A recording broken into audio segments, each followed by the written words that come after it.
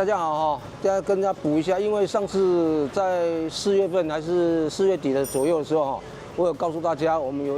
因为公司有给我们一笔那个金额哈，那我们有捐到那个那时候是4月3号的地震，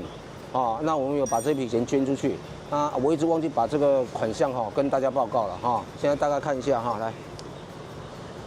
台湾银行花莲分行花莲县重大灾害民间赈灾捐款专户6万4啊，这里6万4哈，我的名字汇出去的哈，6万4。那因为之前忘记了啦，我汇好之后忘记一直提供给大家，因为我们答应大家就是一定要汇出去，这个就是在之前我也 po 一个那个视频因为我们有抽奖说，麦秆，我看到没？哎呀，那这个就是我们汇款的那个金额，那再来跟大家报告一下哈，来，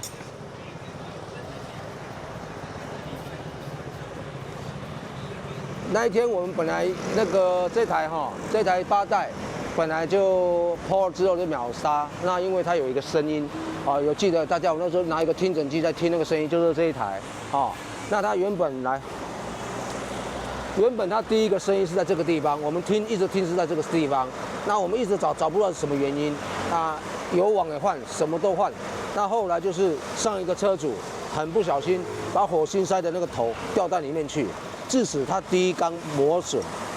那后来我们拆开之后，本来是叫了货，我们本来想说只要换这一缸，对不对？结果叫了货，没办法，他一次来4个，1、2、3、4，一次来4个，所以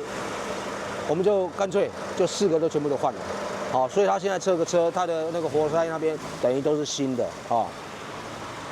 那我要感谢这个车主啦，他等我们很多天，我们第一我们就把声音的那个问题抓出来了，第二就是要劝告那个好朋友们有时候维修的时候要注意，他就火星塞的头掉进去之后造成磨损，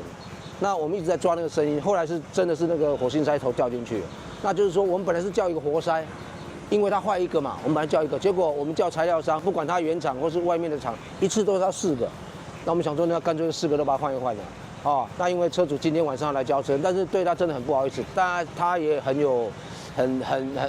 度量的让我们等那么久，让他等那么久，真的很不好意思感谢各位今天就是跟大家解释一下，就是我们有汇款了第二个这个车我们就是因为抓了原因，但是有稍微去拖到他的时间，但是他也可以谅解我们了感谢大家谢谢。